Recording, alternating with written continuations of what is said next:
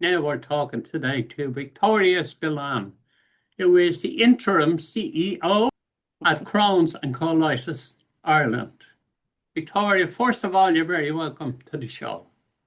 Thank you very much for having me this morning, John. Very excited to be on with you. We know what a CEO is, but what's an interim CEO? So basically, I've taken over in the role from my predecessor, Amy Kelly, who gave birth to a beautiful baby boy. Oh, Um, congratulations to her. yes, so I have filled in for the foreseeable. I've been involved in CCI in many capacities over the last 5 years. Started as volunteer, then became board member, and yeah, decided to Very put on a good. new hat in the organization, for a better way of putting it. Excellent. And Yeah, congratulations to you. Will you do it? thank you. You might start by telling us a bit about Crohn's disease. What is it? Absolutely. So Crohn's disease falls under the umbrella term of inflammatory bowel disease. So inflammatory bowel disease, again, just picture it as this lovely purple umbrella, and I'll say purple as it's the color of our organization. Yeah. And then underneath them, we've got Crohn's disease and ulcerative colitis. With Crohn's disease, that can affect any part of the digestive tract from the mouth down to the back passage. So be inflammation of the gut, ulceration, bleeding, etc. And then ulcerative colitis, then it just affects the actual large intestine itself. Very exact same ulceration, inflammation, etc. But it's just that Crohn's can affect any part of the digestive tract. And there it's a long-term illness, it's chronic, it's debilitating, and there is no cure for it. So Wow. it's incredibly tough. I have it myself. And it's not an easy gig, John, by no means. It really isn't. It's a hidden illness, and it's something where people will say, but you look very well. And that's probably one of the worst things you could say to Yeah, us yeah. IBD warriors, as I say, because we may look fine on the surface, but on the inside, we could be absolutely just fading away. We had a young girl working with us at the time who had Crohn's and colitis, or Really? IBD, as you call it. Yeah. Um, she told us she actually come on the radio to talk to us, and she told us that it absolutely ruined her life. She lost her friends and so on. Horrible for her. It is. It can be Now, tough. Yeah. now she's a success story. Her real friends, as I told her, you have friends and acquaintances. Mhm. Acquaintances won't stick around, friends will. But her friends Absolutely. have come back, proper friends, and she's now working a lovely job. Still has the condition or disease, Mhm. but she's managing a hell of a lot better. And congratulations to her. Oh, I'm delighted to hear that because it is something where, excuse me, as I say, when you get a diagnosis of Crohn's disease or ulcerative colitis, it's you go through a grieving process as such because the life that you once knew is that chapter is over, and you have to find your new normal, because with this condition, it's not just gut symptoms that you have. Obviously, you have the abdomen pain, the diarrhea, blood in your stool, mucus in your stool, etc. You could be going 20 plus times a day, need toilets absolutely so urgently at the drop of a hat. Some people get constipation, but there's a lot more to it. There's joint pain, there's fatigue, there's eye inflammation, eye ulcers, hair loss. It's absolutely debilitating. It is an actual hidden disability at the end of the day. And a lot of people have to go on to have surgery as well. Like in my case, I have a permanent stoma bag because I had to get the entirety of my large colon removed. Now, it saved my life. It was genuinely life-saving surgery, and there's a lot more out there in the same boat. But it's by no means a walk in the park. It really isn't. And it's something where people will automatically assume, oh, is it just a bit of a pain in your stomach? Or is it just you're going to the Yeah, toilet?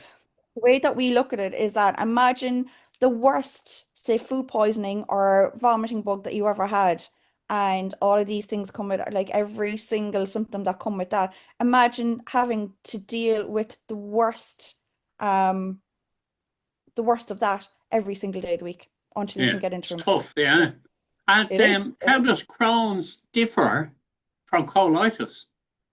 Basically, it's just where it actually impacts the intestine. Okay. Um, but everything else can be the same symptoms. It's just that colitis will just affect the large intestine only, whereas Crohn's, as I said, is from anywhere from the mouth down to the back passage, anywhere at all. Yeah. Yeah, yeah. I read about it all on your website, and yeah, it's very debilitating. All right. Do you know how many people have the disease, IBD? Oh, this is something now that's a pet peeve of mine, John, in All terms of right. because we don't actually have a national registry, right? Wow. The number that's being put around is that it's between 40 to 50,000 people nationally. That number, though, is floating around nearly the last 20 years, right? Yeah. So, So it could be um, many, many more. oh, I would say triple that, honest to God.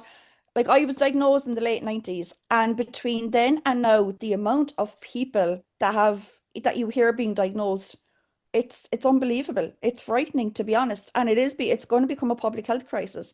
That's what when we do our advocacy, and most recently we were in Leinster House last November. That's exactly what I said to members of the government and opposition parties that were there. Like, guys, this is actually, you need to be proactive rather than reactive down the line, because it doesn't discriminate by age. There is people as young as 3 months old being diagnosed all the way up into their late 90s. You know, like it really doesn't matter what gender you are, what age you are.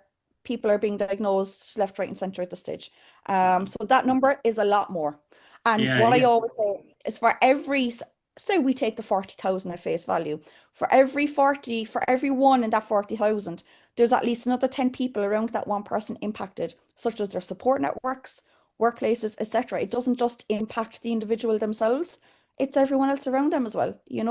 That I know, again, I know from my own experience that my family were absolutely at the end of their tether when I was diagnosed at 13, and I was like, what kind of a life is she going to have when she gets older? So that worry is always there for parents, for partners, for loved ones, caregivers. Wow. It's crazy. Yeah. One thing I have begun to ask people is, um, if people are diagnosed, say I go into a doctor or a Mhm. consultant and I'm diagnosed with IBD, am I referred to your gang immediately? No, actually No. not. And that's something that we have started a year or two ago, the clinical referral program, where we had sent out to clinics for them to, now we did try a little bit with the Mercy Hospital in Cork, and we wanted to kind of really push to roll it out even further again, where, so basically if you're diagnosed, um, you're going to, have you be introduced to your IBD team, etc. Now it's a case of that you will be given a booklet as well with information that we have actually done in support of some of the farmers that support us, where it has all of the information that you need, so that's a nod of contacting us, and it depends, but to be fair, the IPD nurses and the AMPs, they are absolutely amazing in clinics, and they will mention us and say, look, Brilliant. if you need additional support, That's we're good. here. Absolutely, especially for the likes of, because we have our no wait card as well, for if someone needs to have urgent access to a toilet, people can sign up for membership and they'll get their card. It's there, they have it, and it's really handy for the likes of traveling and stuff like that as well. I'd be lost without mine, to be honest. Very Um, good. so it's really handy. But no, we do have the clinical referral program that we're hoping to be able to push further again, where Brilliant. those newly diagnosed will be automatically kind of put on a system and we'll be contacted so that we can reach out. Yeah. Happy days. I think for most conditions or diseases, whoever is the supporting Yes. charity should Yeah, be referred immediately. But is there absolutely. Yeah. treatment? Treatment, plenty treatment there. Thankfully, and there's more and more coming onto the market because there is so much research being done into IBD, which is Yeah. fantastic.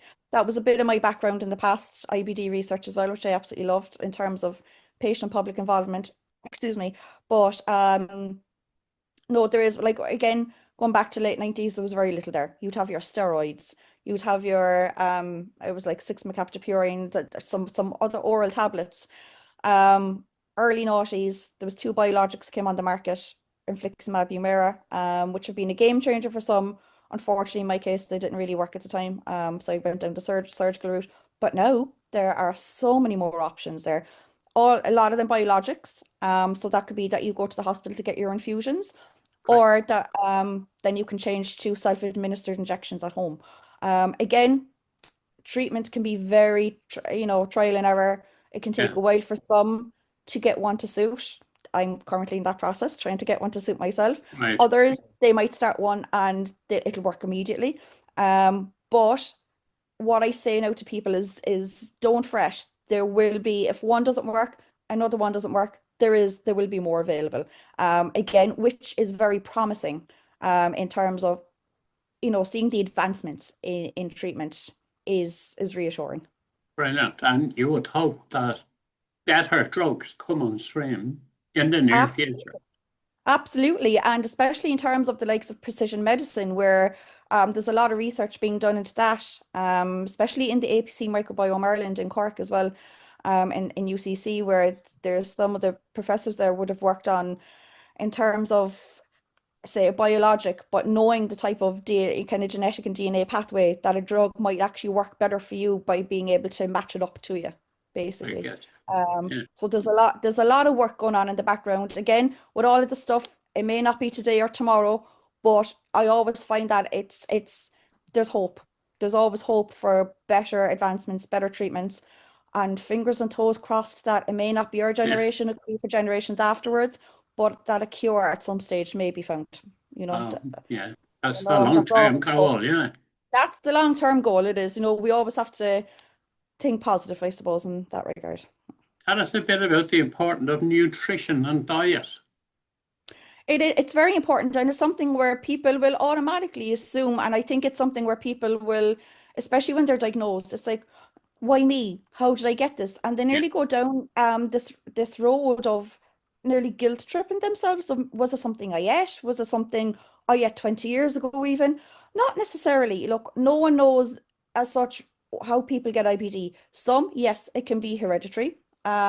Others, like again, in my case, it wasn't, and I had a very good diet when I was a child and all of that. So there can be environmental factors, because we do see that as the Western world really is such that it's a lot more prevalent in. Yeah. But with diet and nutrition, it's obviously, look, what we always say, healthy, balanced diet.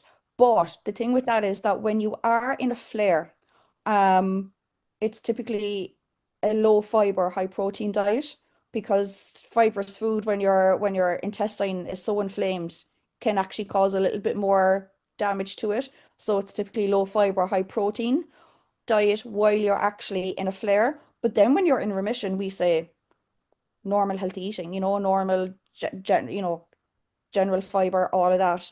And what we always say as well is that because people do tend, it's very easy to fall into the trap of kind of anxieties around eating again, eating normally again when you're out of a flare, in fear that, God, if I up my fiber intake now, will it actually cause a flare again? No, it's just that, speak to your IBD team, speak to your dietitians if there's one as part of the team, in terms of what food is best to eat while you're in the flare, and then revert back to how you normally eat then when you're in remission. Don't be afraid. Yeah. And what about hydration? I would presume myself now that hydration is really important. Hydration is absolutely key, John. Absolutely key. Especially for people who have stoma bags, because we can lose a lot more salt and water through the bag compared to someone who doesn't have one.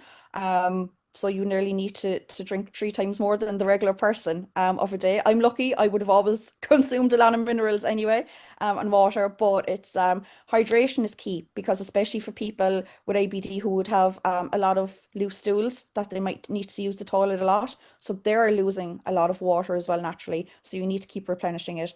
That's where we say as well, some people will take electrolytes, just add it to their water, or maybe once a day to get in extra electrolytes in their consumption for the day as well, just to give a bit of energy. Yeah, it's I really, gotcha. really important. Yeah, And absolutely. tell us this then, with a condition like it is, or a disease like it is, I should say, it must affect relationships, for women, pregnancy, and so on.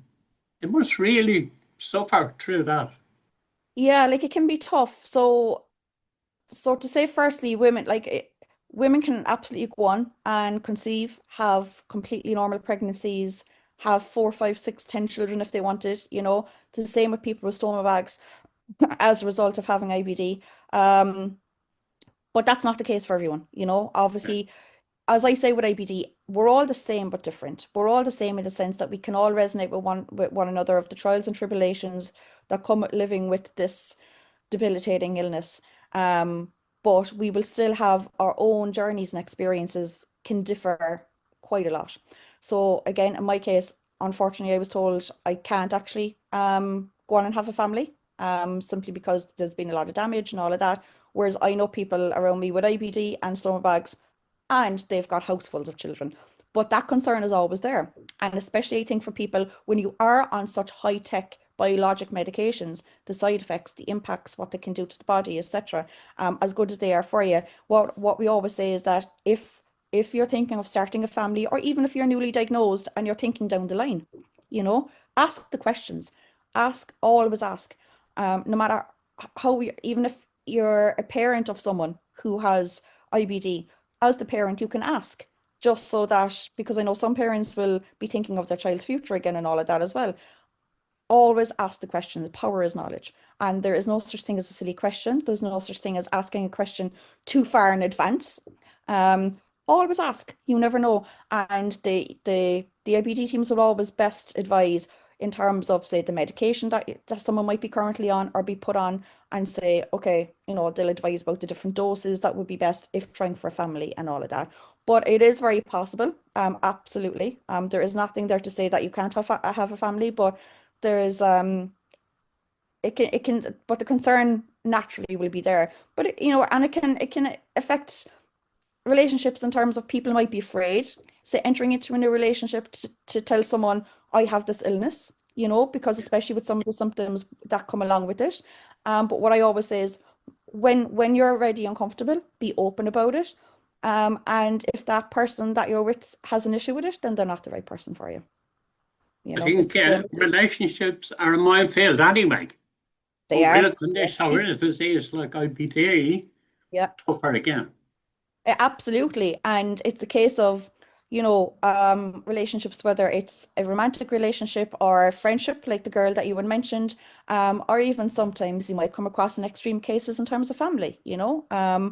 that it can be tough. And it's just about making sure that you have the right support network around you, because support, like, that is key. IBD is a very lonely illness. You can be in Yeah. a room full of 100 people giving you the best support possible, but you'll still feel that you're the only one there that really understands how you're feeling in any moment in time, in terms of, you try to say, my fatigue is so bad, but that's hard to really get across to someone of just how bad the fatigue might be. It's not just, I've had a bad night's sleep and I'm tired. It's completely that I could close my eyes right now and just sleep for the week.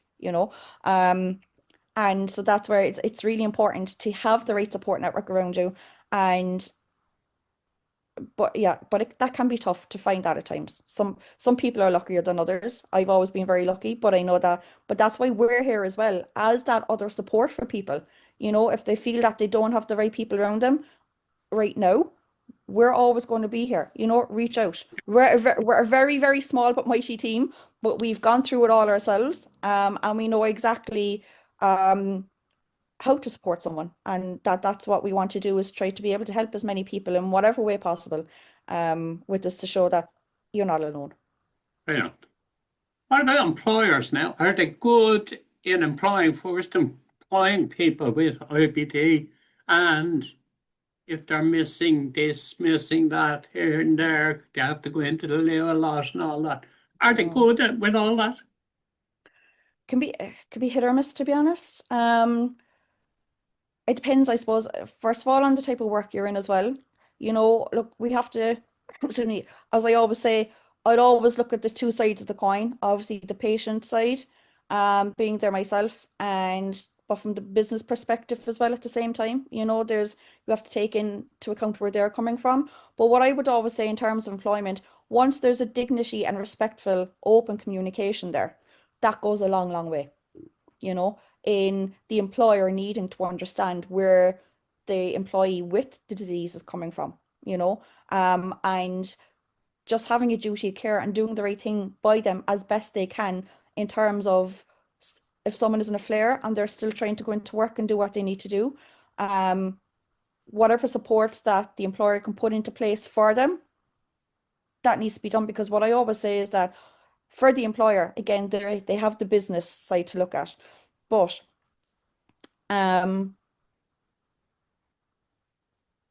what I always say is imagine if you were in that person's shoes, the employee's shoes, Yeah. you know, or you had a loved one in their shoes. How would you want to be treated? How would you want your loved one to be treated in the workplace? That's really incredibly important. It's really, really important because none of us are going to go unscathed in life, John. You know, we're all going Yeah. to be impacted or affected by something at some stage in life. And for maybe an employer who hasn't been yet, it's a case of put yourself into that person's shoes, just even for 5 minutes. And I always say there are ways and means. There's ways and Yes. means to get this worked out and to provide support. Now, luckily, we don't have too many people have issues. The majority of employers that we hear about from people that contact us, they're very understanding. But unfortunately, we have had people where they weren't as understanding, unfortunately. But it's again, it can be hit or miss, but luckily it seems to be more positive than negative. And we Good. see as well people who are afraid when they do start into new employment, they'll often reach out and say, should I actually declare it? By law, you don't technically have to. But You should. I think you should, just to build a trust there as well. I think it's always best just to outline, even if you're in remission, just say, look, I have inflammatory bowel disease. This is the current state of affairs. In my case, if they're in remission, I'm just on medication, whatever. I love the odd hospital appointment, etc.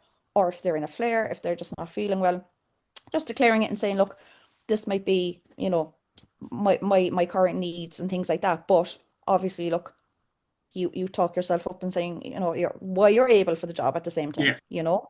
Well, But I think you need to keep me. absolutely, absolutely. Yeah, Yeah. but I personally think it's important to note it as early on as possible, just to build the trust.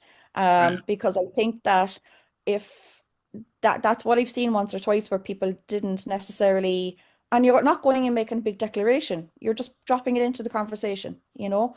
And I think people will be very surprised where some employers will actually say, oh, I know someone who has it, you Yeah. know, and that will just right off the mark that nearly alleviate any anxieties that the person will actually have, because it's like, okay, my employer will actually understand, you know. And Absolutely. And that's but that's important. what it is important. And what I want to do from an organization viewpoint as well is for companies who is to actually just even provide a bit of training, you know, to anyone who's open to that, of how to actually deal, you know, in a dignity, respectful, open communication. We've done that with Cork and Dublin airports in terms of stoma passengers. I provided training for the airport security teams so that when Wow. people now go through, because the new body scanners, the stoma bags shine like a Christmas tree light. So everyone will be pulled. And it's a case of training them up to show for them to understand how to best speak to a passenger who's going through with a stoma bag. Because someone might be going through that they could be traveling with work and their work colleagues don't know that they have a bag. So it's about asking the questions that they need to ask from a security perspective in a very discreet but dignified manner. And I think that the same can be done with workplaces in terms of how best to deal with an employee who's living with IBD. So hopefully we can get a bit more work done in that regard. Hey, tell us a bit about Colitis Ireland. What's it all about? Where did it come from? Absolutely. So it's been around 43 years now. It started as the Irish Society for Crohn's and Colitis way back when. And it's after kind of growing arms and legs, as I say. We rebranded, I'd say about 4 years ago, into Crohn's and Colitis Ireland, just to follow suit with our kind of, you could say, counterparts globally. There's Crohn's Colitis UK, Australia, Canada, etc. Excuse me. Rebranded. It's gone really well. And so basically we're the only national registered charity organisation in Ireland for inflammatory bowel disease. And obviously that includes people with stomas as well, who live with stomas due to inflammatory bowel disease. as I said, we're an incredibly small but mighty team. We have a fantastic board of trustees, which I'd been on previous myself. And right now, as we speak, I am the only full-time staff member, and we have two other part-time staff members. Karen, who manages the helpline and all the memberships and the admin so I'm based in Cork, she's in Dublin, and we have Trish then, who is our events and fundraising coordinator. She's part-time, she's based in Waterford. So we're very much spread about. But there is literally only just three of us. Again, that's just, I could do with another 20 staff, to be honest, but that comes down to funding. Of It's the course. funding is our biggest obstacle. Unfortunately, right now we don't receive any government or HSE funding. And so we have to rely on the goodness of people's hearts with grassroots fundraising that they do. We do different fundraisers ourselves throughout the year, where we promote for people to participate in fundraisers like our skydive abseils. We'll do one for World IBD Day in May, things like that. And we've partnered with some very supportive pharma companies as well. But again, that's probably our biggest obstacle, to be honest, because as inflammatory bowel disease is increasing diagnosis wise, there is a need for more services and resources and education awareness pieces, which I've got a wish list the length of my arms, which I would love to just go and put everything in motion right now if I could. But of course, we can only do what we can do with being, the team that we are. We have fabulous volunteers, I have to say, though. We have wonderful volunteers, especially because last year we piloted our in-person support meetings, peer-led, in Cork, Galway, Limerick and Dublin. We'll be kicking another one off in Wexford sooner rather than later this year, and hoping to get to another county as well. And our support group facilitators, they would be some of our volunteers. We trained them up, and they run the show then for the support group meetings, the in-person ones. And to be honest, it's been an absolute lifeline for people. And it's, without the goodness of their hearts giving up their free time as well to help us out, we wouldn't be able to provide such a service to people, so we really do have to rely on the goodness of people's hearts, to be honest. It's Very good. hopefully someday we'll be able to get a nice bit of funding in to be able to get more people on board staff wise, to be able to get more projects out there, more services. But for now, we'll keep tipping away. As I said, we have our helpline every Monday, Wednesday, Friday mornings between 9:30 and 12:30. People can ring all the times of the day as well, leave a message, we'll always call back. People can email us at info@crohnscolitis.ie. Email anytime, we'll get back. Yeah, we do a lot of engagement on social media as well. All our events go up on the website as well. So we always tell people, keep an eye out. We do our patient days. We have our first Kerry one coming up actually on March 14th. Oh. First time that we've gone to Kerry for a patient day. So very excited. It's in the Brehon Hotel in Killarney. So anyone that's listening that would actually like to even take an old road trip, by all means, the people can sign up on the website. We'll be coming to Wicklow as well in May and Mayo in November. So they'll all be advertised over the coming months. But and there's a family fun day, our very first family fun day as well will be done. That'll be in Cork. That'll also be released. All info will be released on the website in the coming weeks and months. But so we're trying to do a lot. We're trying to do a lot and really trying to reach a lot of different demographics, where people can just feel heard. And it's not just for the person impacted themselves, it's for their support networks too. Like, for example, our World IBD Day campaign this year, I'm doing it around that it takes a village to live with IBD, just to highlight the fact that it's more than just the person, that it's a whole village of people that it takes to actually live and manage IBD. So I'm excited for it this year, for that campaign, just to really highlight, again, as I said earlier, for every one person living with it, there's at least another 10 around them impacted. So it's to highlight the how far and how wide reaching that this disease can impact people. And I tell you that your website is full of information. If I was somebody who was newly diagnosed, I would find great comfort in it. Oh, I'm glad to hear that, John. Thank you. We do our It's best with it. brilliant. Yeah, I'm there kind of, it's a case of what else can go up in it, what other areas. So it's always a work in progress. Because IBD, as much as the disease itself is, there's nothing changing with it right now in terms of the way it presents and all of that. But information is always changing around it in terms Yeah, of of new course. medications. There might be some new tips and tricks, things like that. So we're always updating. And yeah, that's what we always tell people, go to the website. And we're always happy for people to contact us if they want their own stories shared as well. Because what I always say is that even if you never know what, by sharing your story, what someone else might pick up on, that can give a little bit of a glimmer of hope that through the dark days, the bright days will come again. So, and it's just to have that bit of hope that, and support is always there. We're always there Brilliant. to provide that support. Yeah. Victoria, I could talk to you all night, but all day and night, Yeah. but we've come to the end of our time, unfortunately. Thank you so much for talking to us. No problem, John. And thank you so, so much for having me. I really enjoyed it. It's And it's great to always, talk to you on disability matters. Thank you thank so you so much. much. Thanks, John. Appreciate it.